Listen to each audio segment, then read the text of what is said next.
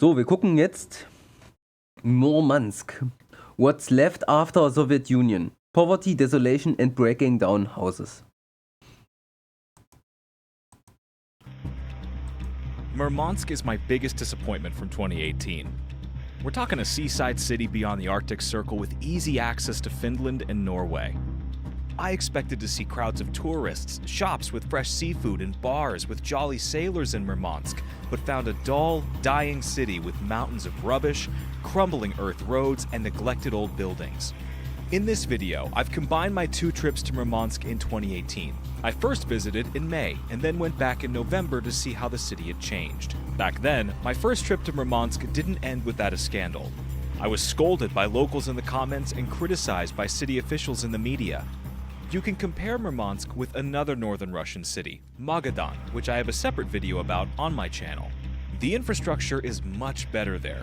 Outside of the city, though, there are some creepy ghost villages. Hey, why don't you just click on my channel, watch the Magadan video, and subscribe. This won't be my last video about the northern regions of Russia.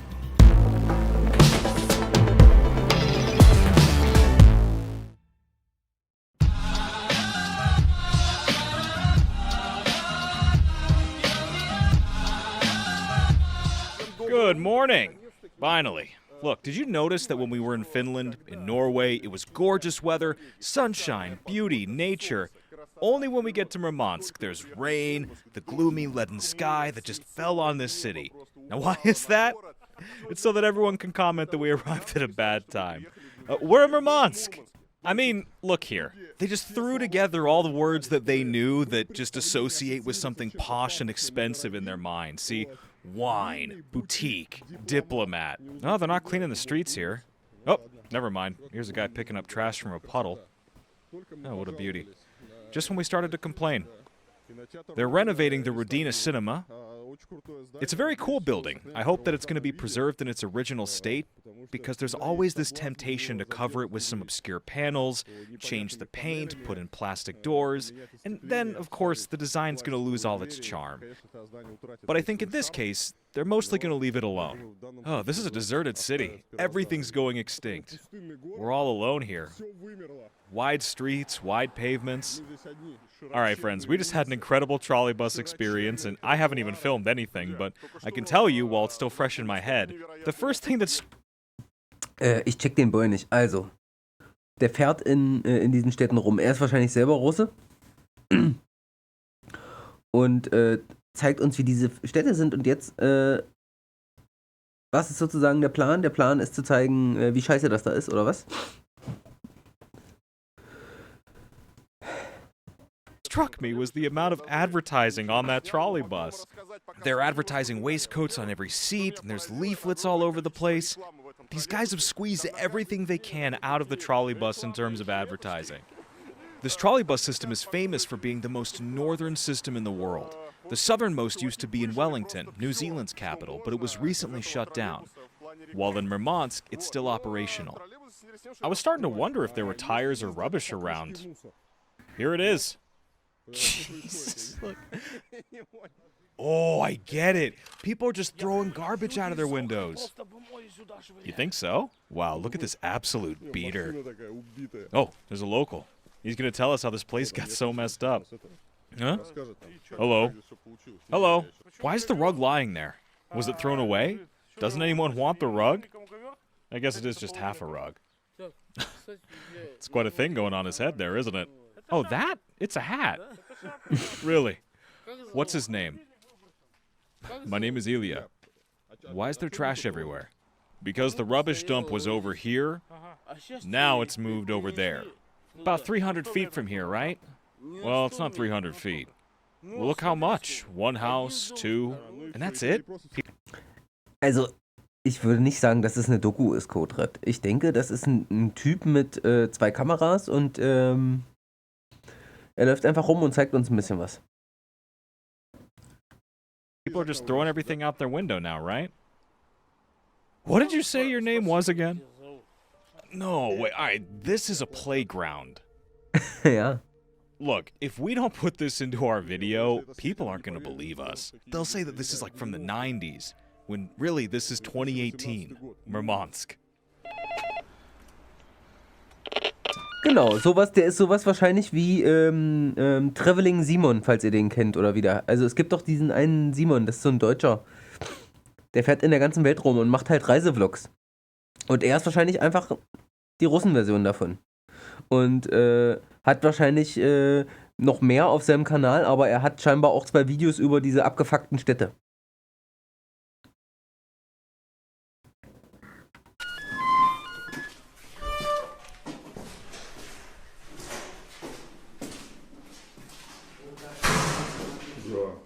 Hey, what's going on here? Why is everything so terrible?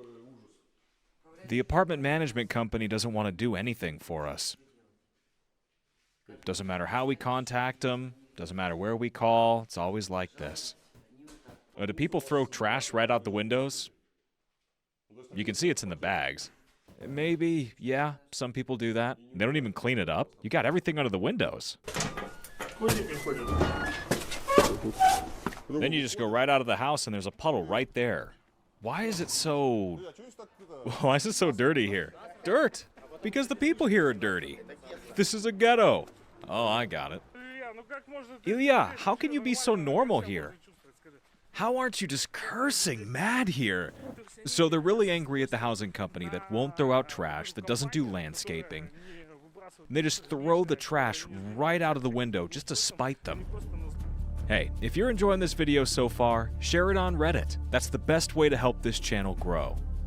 It's all clean here, so there's definitely a street cleaner working here and cleaning the stairs. But if you look just behind these stairs, everything is covered in bottles of beer and vodka.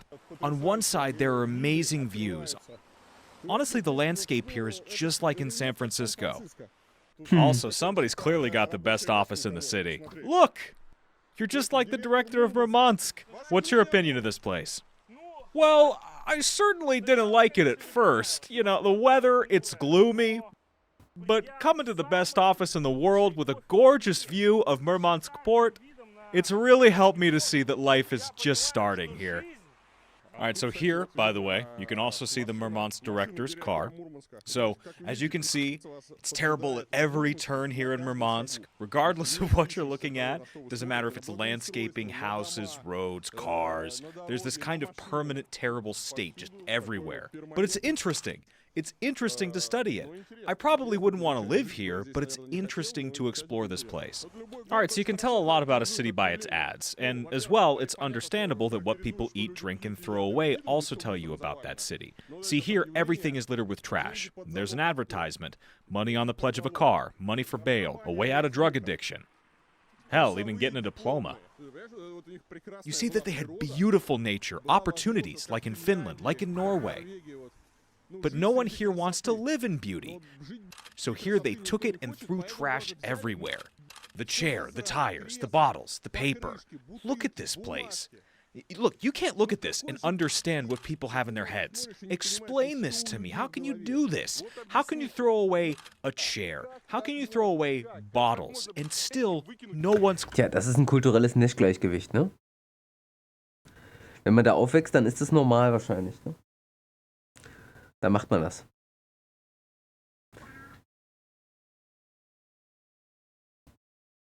John, keine Ahnung. Wie gesagt, das ist hier mehr oder weniger random, was ich anklicke. Cleaning it up. You know, of course, we can talk a lot about trash, but there's one important point. As Maxime and I are walking along the road right now, I haven't seen a single bin. Not one trash can. I understand that you can't just throw trash out, and whoever's doing it is a pig. Sure, it's all wrong, but what are they meant to do? For example, there's a man that's been drinking his beer. He's uncultured, disgusting, and he wants to throw away in a trash bin, but there isn't one. There's no trash can, and no one's cleaning this up.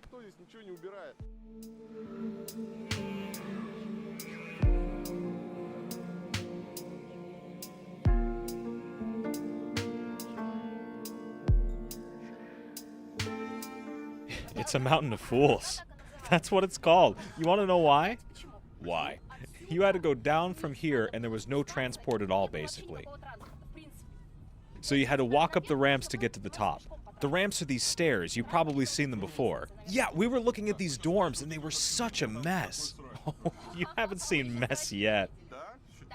Oh man, people are really throwing garbage in bags out of their windows. As a bit of background, in the Murmansk region there are important strategic sites for the Russian Northern Fleet. All these sites and military bases are located in several closed cities that you can only visit with special permits. Sometimes these permits aren't even granted to all Russians, let alone foreigners. Because of its strategic importance, Murmansk itself, as well as other cities in the region, have systems of bomb shelters for the urgent evacuation of residents in an emergency situation. But where they are and their condition is still unknown. They say that this information is classified as secret. Here's the one shelter I know. I got no idea about the others. We have no information in the city where we have shelters in case anything happens. You mean in case Norway wants to come and clean up? Well, yeah, but what if a nuclear boat catches fire in Rosoyakovo like it did 2 years ago? We had a nuclear sub-fire in Rosoyakovo. It was fully loaded with munition. That's all. People didn't talk about it. It was just burning. It was burning, and they couldn't put it out for 2 days. They had to flood it. This important northern region and its capital are slowly dying out. People are leaving. This is clearly visible in the census data over the years. In the early 1990s, Murmansk had more than 450,000 inhabitants. By 2006, that number had dropped to 321,000. And in 2016, the city had just over 300,000 people.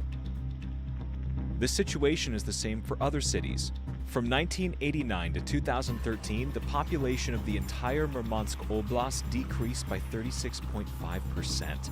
The outflow of the population started after the collapse of the Soviet Union, when the country was in the throes of a serious economic crisis. Many regions became impoverished at once, industries closed down, construction stopped, and the authorities stopped allocating funding. The same thing happened to the Murmansk Oblast. You really have to look at the parts where people live and see the conditions they live in. And the working class, as a matter of fact, lives here. An antenna? Yeah, they have their television switched off, but they don't care. They don't pay it, so they got their TV shut off? Yes, look, people live here. Here, you see, the windows are boarded up, but people live there. That's amazing. Yep, they're plugging back in the TV. You know what the best part is? There's the stadium and there's the school. There's a school over there. So wherever there are boarded up windows, people live there too? Well, yeah, somebody probably lives there. There's a playground. That's convenient. You can roll right under the car bumper. People don't have a fridge, so they hang their food out the window. What a mess. Since 2017, the federal authorities have taken on the task. Das ist auf jeden Fall richtig angenehm. Wenn das mal nicht Ostblock-Feeling ist, dann weiß ich aber auch nicht. Improving public spaces in cities. The truth, though, as it turns out, they don't know how to create a comfortable urban environment. Now I just want to show you this miserable playground that they've built here in Murmansk. The United Russia Party made this comfortable area on Mironova Street, and they brought up the equipment here, and they dug out what was there, soil, whatever, and they just dumped it here. Yeah, they dumped it here. There, you see? And it's all like this here. All right, isn't there a better place to walk through? I just don't want to kill my trainers. No, I'm not sure. Come on, I'll show you. I walk my dog here every day. No. Hold on. Yeah, man, look, I got new trainers on. They're gonna get destroyed in no time. You Muscovites are just so fragile. Imagine going to an outhouse here on a winter night. Muscovites. Also er ist quasi ein Wessi in ihren Augen. Night. One man did that and died. So you see people just throw all their trash out of the windows, and that's it. Ja. Everything's trashed. There's garbage all over the yard. There's some birds and rats eating everything up. It's all just waste. It stinks. People live here. See? There's a vegetable garden, a jack straw. There's actually an outdoor wooden toilet. And here's my favorite place to go for a walk, here where the gravel is. And that's where this comfortable urban area starts.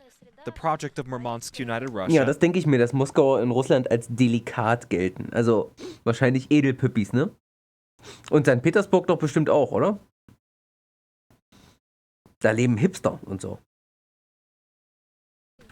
They were very happy. They directly reported that they had built everything here and they finished the project in autumn. You see, they put up new streetlights. If you go to the playground, look at how they cemented it in winter and poured cement into the snow. It was done really badly. Just look at what was left there.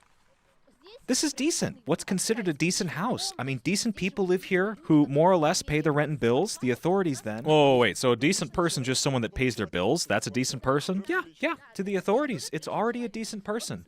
Look, this is a comfortable urban environment. This is what they've done. This is what they've invested in. It's just terrible. So this playground was built under our beloved program to create a comfortable urban environment, which the Ministry of Construction promoted across the country. It's here where these clowns with flags of United Russia opened and tried to give the residents happiness. Here, happiness has come out in the form of this miserable playground. And they haven't finished it, as I understand it. They're not going to do anything else here? No, that's it. The happiness is here. I mean, just look at this. Look at this quality. They put everything into the mud, into the snow. The snow melted. Now all these concrete bases they drove into the fence are poking out.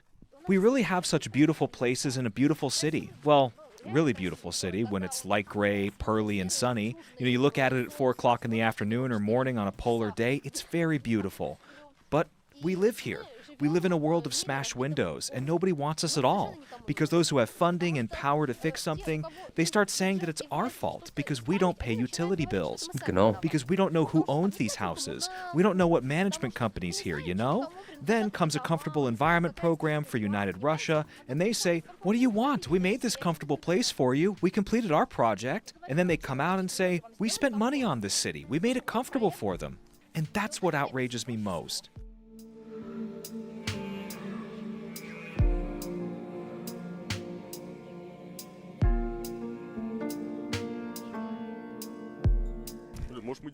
Maybe we really Aber did ich meine, come... wenn die so wenig in diese Bausubstanz noch investieren und sozusagen das jetzt so ausblutet, dann brechen doch irgendwann auch die Gebäude tatsächlich, also sind dann so baufällig, dass die zusammenbrechen.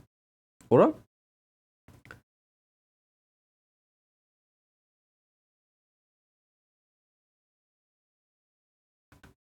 here during bad weather, but I don't remember seeing this much trash anywhere, at least not this much. See, separate trash collection is practiced here too. See, this is where they collect life buoys and chairs. Over here, they collect mattresses and furniture. And here, it's glass and plastic. Murmansk is in a unique location on a peninsula above the Arctic Circle, next to the Barents Sea Bay, which separates the region from the Arctic Ocean. I thought that because of its location, the region had a well-developed fishing industry, and all of Murmansk's residents could eat cheap fish and seafood. Imagine my disappointment when I found out it costs as much here as it does in parts of Russia that are further from the ocean. It turned out that the fishing industry was slowly dying here. The authorities are tightening fishing operation laws and preventing fishing in the border zones. At the same time, no one's developing the port infrastructure. There are no normal fish processing enterprises or workshops for repairing ships. Even Russian fishing vessels don't stop at the port of Murmansk. Because of high customs duties and complicated inspections, it's more profitable for them to go to the neighboring port of Norway, the border with which is only a few hundred miles away. So why is there no fish? Well, fresh salmon. From Norway. Ach so, das ist so weit oben, dass das hinten dieser kleine Zipfel von Norwegen ist. Oben. Quasi hinter Bergen noch weiter. Richtung Norden. Da ist dann quasi russische Grenze ein paar hundert Meilen weiter.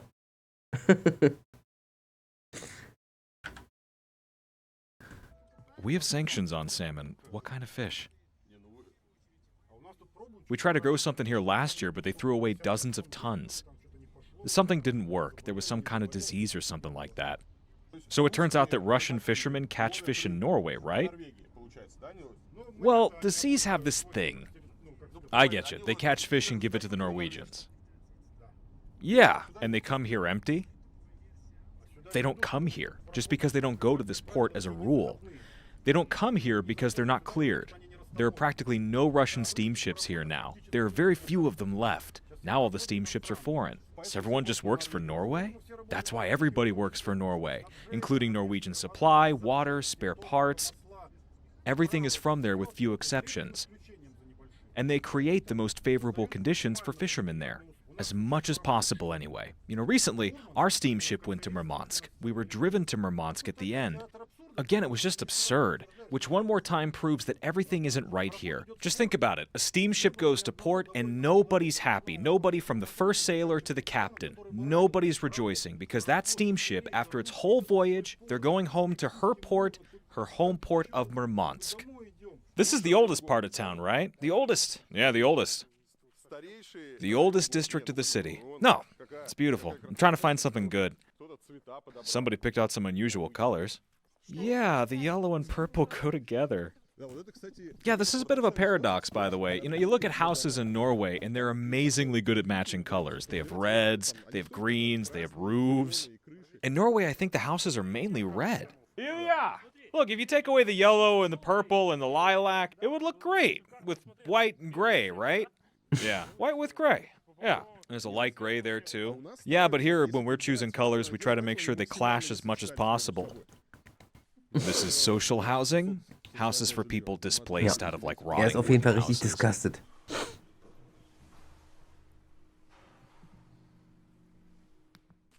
So we have to go through some rubble. Aber das sah doch jetzt alles gar nicht so schlecht aus. Now, they'll Das say war in the doch fresh. comments that we were looking for it on purpose. And now we can see who brought us here, everyone. You can see what people are doing here on the playground. Klar. Drinking beer and playing princess. As well, you can clearly see how the architecture degrades over time. Look, these are early Soviet buildings. There are some balusters, some balconies, some arches, entrances made. And here's the new housing. Just primitive boxes without details and without soul. Look, it's an adventure. You have to hop over those tires to get to the door. So we came to the house where the governor of the Murmansk region lives. The house isn't bad. Nice balconies, it's insulated. One would like to believe that there's no trash here. But no trash dumping. But there's high-end trash. First of all, it's in bags, mind you. LG. LG boxes, yeah. Someone's thrown out an expensive wardrobe. There's high-end trash here. Governor's trash. Die haben ja da auch Vegetation, ne? Es muss also irgendwie eine Jahreszeit geben, wo das da auch alles blüht. Vielleicht sieht das dann da nicht direkt so komplett scheiße aus. Ne, weil jetzt hat man, also ich habe da die ganze Zeit jetzt so richtig Stalker-Vibes. Look, there's expensive kettles. LG Hoover.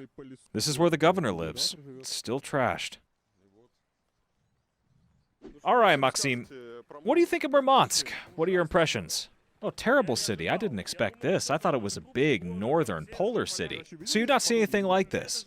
You know, it's not a small town. It's a big city. You know, there's a port here. There's some money. And that was the end of my first trip to Murmansk. Almost immediately after that video was published, I was bombarded with a barrage of angry comments. Murmansk's ruins were defended by ordinary citizens and officials alike. A local television channel even released a news report in response to my posts and the video, where the mayor explained why Murmansk had so much trash. Now, I went back there 6 months after the first video was published to see what had changed. And spoiler, not much. Friends, we came to Murmansk, and not just to Murmansk, but quite by accident, I ended up in the same area where I'd been the last time. For however big Murmansk is on the map, I was looking all over, looking for some nice streets and houses set up.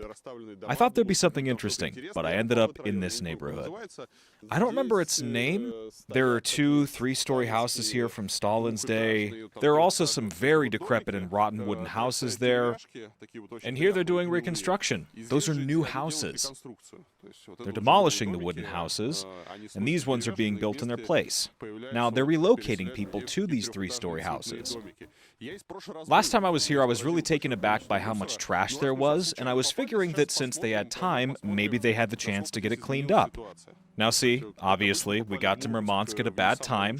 They've had snow here not long ago, and then it stopped snowing and everything is melting. That's why there's mud everywhere. This is probably one of the worst areas in Murmansk. There are still wooden buildings. They're slowly being demolished and they're in terrible condition, of course. But it's a pity that in Russia, all these kinds of wooden houses are so decrepit that it's just easier to just tear them down than it is to even try and repair them. But if we look at Scandinavian countries like Norway or Finland, their wooden houses of the same age are in good condition. They're looked after, they're cared for, and now they have quite comfortable housing. But here it's just a mess. There have never been Tja, aber roads das sind here, so natürlich they're not komplett cleaning the andere snow off also or nothing like Umstände, ne? that. You know, Diese, keine Ahnung, locker 10 Jahre der Chaostage, die da wahrscheinlich stattgefunden haben, nachdem die Sowjetunion kaputt gegangen ist. it's very beautiful on its own. That's what's good about Murmansk. It's beautiful scenery. And what's even better is that there are children running around on hills, crows and hungry dogs running between garbage dumps. Oh, don't you just want to die in this place? We're in Murmansk, and I was hoping that the dumpsters were cleaned out, but they weren't. They didn't empty them, and they're not going to empty them. All right, now, come on, that's it. Boom, good job. Why don't they take out the trash here? It's because you don't have to, because there's no people here. Do you live here? Where? Yeah, I live in the 27th house right there. Wait, you don't live here. We don't even see you. I live in this house. You don't live here. What do you mean, not here? I'm saying these people are spying on us now. I just noticed. We're not spying, don't say that. Oh, for God's sakes, let them spy. At least I'll get a chance to tell them something. No, that's not what I'm saying then. So these houses were supposed to come down by a specific date? The federal program's over. Well, tell me about it. It was going on for 5 years, this federal program. The program ended in 2017, and the demolition of wooden houses ended then too. So there shouldn't be any more of these wooden houses. Your 27th house shouldn't be here now. But it's still standing. How long do you think it's going to be standing? Well, I'm hoping I'll live long enough to see it demolished. But it's all the slum dwelling getting demolished, right? Yeah. And it's being replaced with new houses? Well, I reckon they'll last another 15, 20 years for sure. I think so. How old is your house? Number 27? This house is from 1948. My husband's from 1948, and so is this house. Is it a good thing that they're tearing down all these houses? I don't know. I lived in one back when I was 4. Are the new houses good? The colored ones? No, of course not. Why not? I can't even tell you. Why not? Tell me. Really? It's because they're falling apart. They're not even built on foundations that are aber settled. jetzt mal ganz normal, jetzt mal so. Wie erklärt man das jetzt? Man erklärt das wahrscheinlich mit korrupten Eliten, oder? Also, da wo viele Menschen leben, gibt es ja genug Cashflow meistens, ne? Es gibt ja genug Cashflow und es gibt sozusagen eigentlich genug menschliche Arbeitskraft, um irgendwie die normalen gegebenen Probleme irgendwie zu klären. Außer wenn die Eliten so stark den Cashflow umleiten, dass sozusagen wirklich nichts übrig bleibt. Ne? Also das, was wir quasi in allen Dritte Weltländern beobachten können. Und vermutlich ist das da auch so, ne?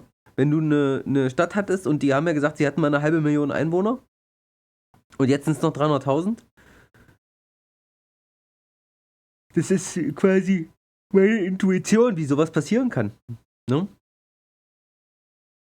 Weil sonst ergibt das ja keinen Sinn. Die Leute haben ja irgendwie Anreize, sich darum zu kümmern, dass ihre Stadt irgendwie bewohnbar bleibt. You know, I'm a builder from the future. Sorry, I mean in the past. The foundations don't settle, but they still build on them, and then they decay. Then they crack, and everything comes off. You know, people are driving Jeeps and living in these wooden houses. I'm thinking, why? It is very difficult to walk here because there's ice everywhere, and everything is very slippery. I don't know how people walk here. Now we're going to see how this boy climbs an icy mountain. Hey there. Hello. You all right? You slipping? Oh, I'm slipping. Now, but you know what you're doing, right? Yeah, I do.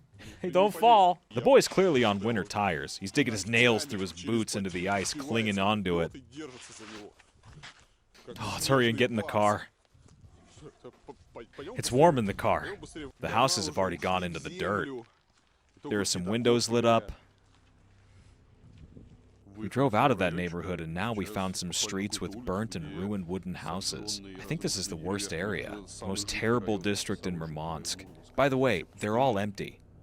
It's even kind of scary here. Ja. Naja.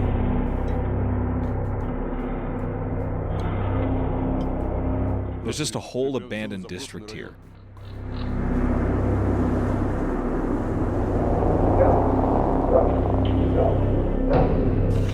this one just burned down today. It's still burning. They're not even putting the fire out. No one cares that it's on fire. No one's putting it out. An abandoned house burns down, it'll be easier to tear it down. It's like a horror movie. Yeah, like a ready-made set. The thing is, they keep burning. Or trash is burning, I don't know what. They're already burnt out here, but they're still burning. I think they're just burning them now. Where's the fire department? It's not supposed to be like that.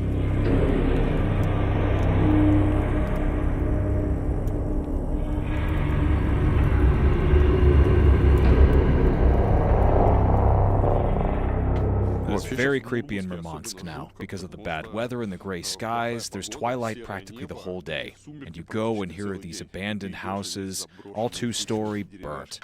Ja, sicher. Sozusagen in Deutschland nach dem Krieg sah es auch überall scheiße aus, aber wir wurden halt gepampert, weil wir geostrategisch wichtig waren, ne? Ist ja bekannt. Da wurde richtig reingebuttert. It's just a nightmare.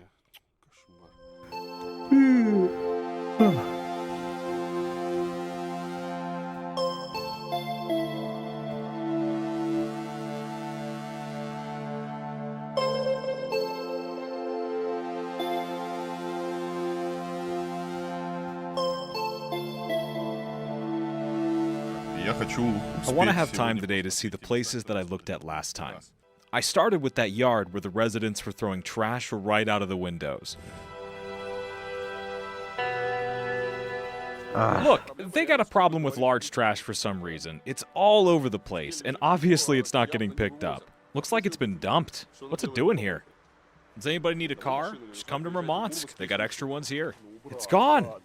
The road's a mess, but that's understandable. But the trash has been cleared away. It used to be all blocked up here. They've prepared. They've prepared for my arrival. Look, there's trash on the visor. There used to be trash all over the place, but now there's no trash. So there you go. You see? The power of blogging. It was worth writing, and Murmansk became cleaner. And you ask, why are you doing all this? It's to make the authorities work.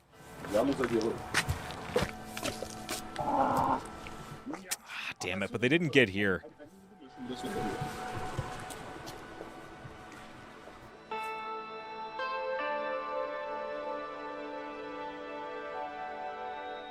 It's actually cleaner. I mean, it used to be really creepy here, but it's cleaner now, which, it can't help but make you happy. Something's got to make us happy. There's still that fridge door, though. Yeah, as a memento. I don't think they've noticed it. We should put some flags here for it. Okay, you know, it actually is cleaner. It used to be really creepy here. I'll be honest, though, these landscapes, these shabby houses, this broken road, the ice, the streams flowing that no one's cleaning, this kind of steam that comes from people's breath, it's so raw. The mist, the pink sky, you know, it's dawn now. And it's very beautiful, really. Right here in Murmansk, we could make horror films. See, that's your most terrible shot right there. Silent Hill or something like that. You see, you block out this whole shot here, put some creepy music on it, and that's it. Something terrible is bound to happen here. It's dark everywhere. We wrote to the prosecutor's office, wrote to the Ministry of Emergency Situations, and to the governor. Nothing's done. Where'd you guys say you were from again? Oh, we're from Moscow. Oh, Moscow. They've already written something about our city. Yeah, I did that.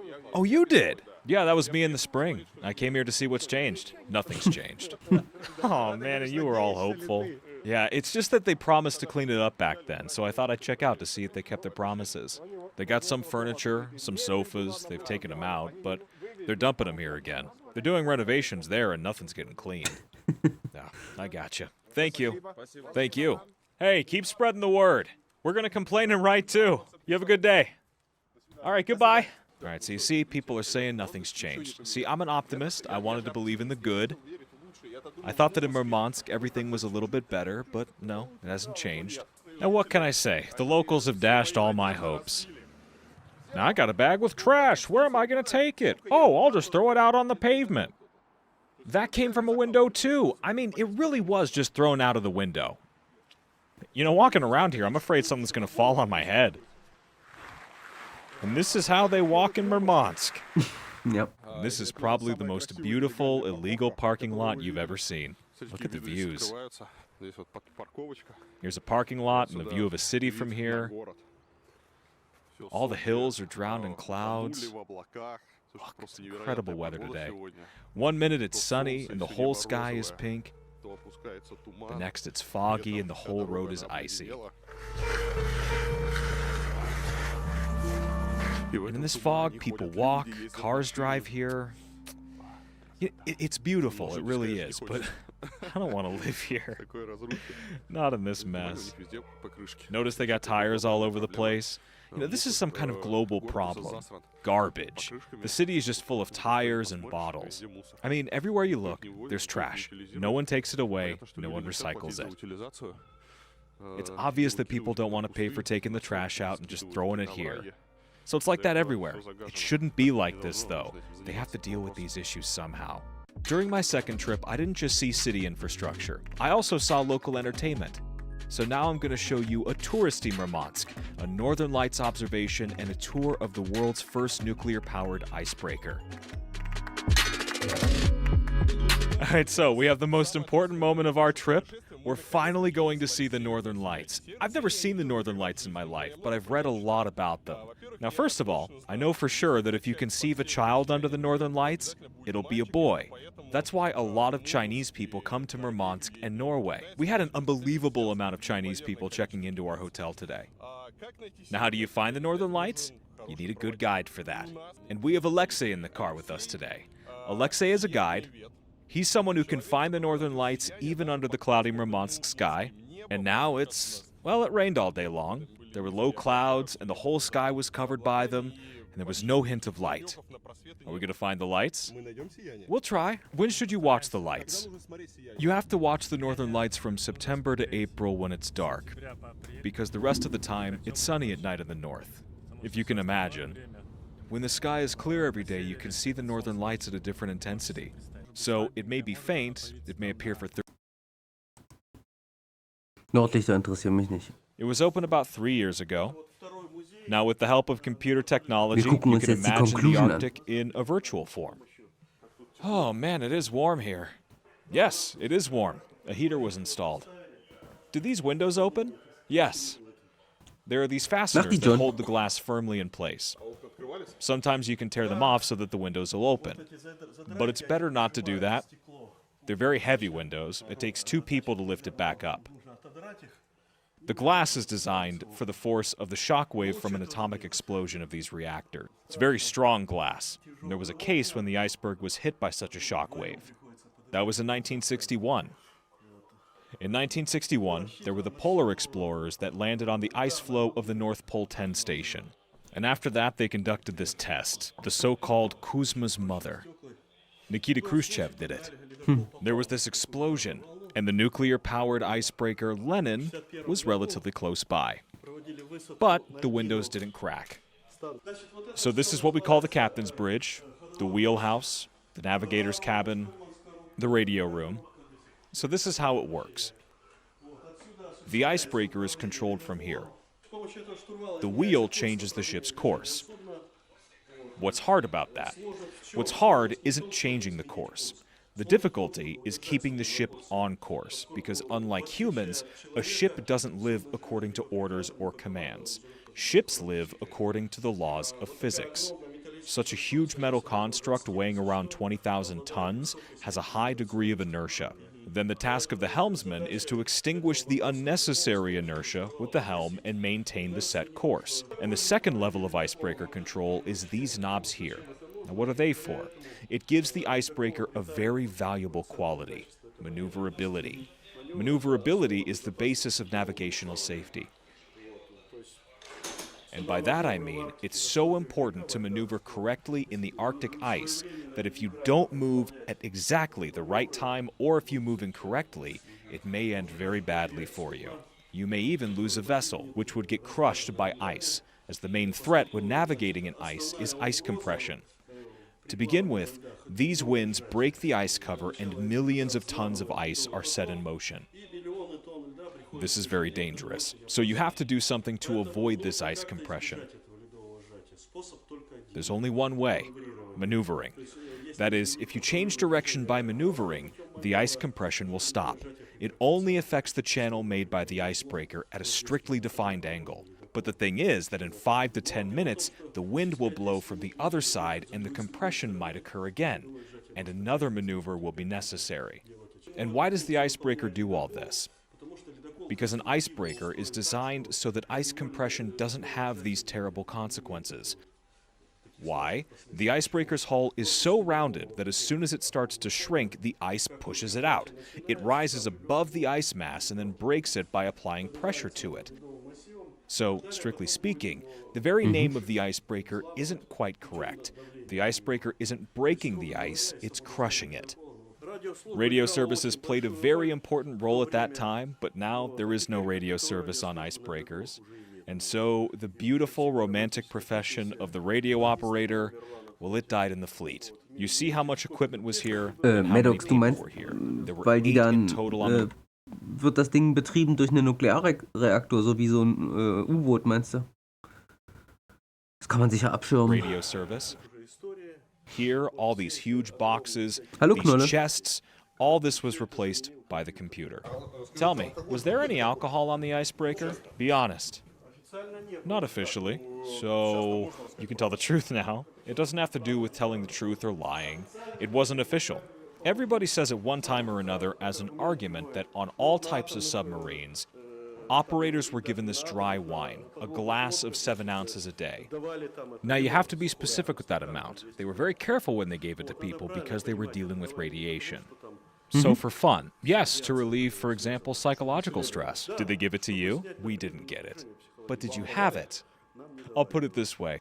Everyone solved their own problems their own way. This is one of the 5 rooms in the captain's cabin. The captain's cabin, as you see, was large. The saloon. The saloon, yes. This was where the captain held meetings during his voyage and hosted guests when he came to port. There were a lot of guests, of course. That is why everything is so beautiful here. It's a very impressive atmosphere. Well, that was great. Thank you so much, everyone. Come and visit us again. Thank you very much. Thank you for the tour. It was very interesting. Thank you so much. Goodbye. Unfortunately, apart from the icebreaker and its very interesting guide, I didn't see anything good in Murmansk. The saddest thing is that there's no reason for the extinction of this region. There are a lot of useful resources here. Now, there's a possibility to develop tourism due to the unusual nature of the far north and its proximity to 2 Scandinavian countries. I just hope somebody develops it soon. If you enjoyed this video, hit that like button, and let us know in the comments if you like these old videos. And while you're here, do us a favor. Share the video on Reddit so as many people as possible can see it. Ja, seht ihr, also der fährt einfach überall rum, der Typ, und macht halt Videos darüber, ne? Und weil er halt Russe ist, macht er auch Murmansk und fährt dahin und zeigt uns den Müll. Oh. Also mein linker Arm ist heftiger kaputt als mein rechter auf jeden Fall. Oh.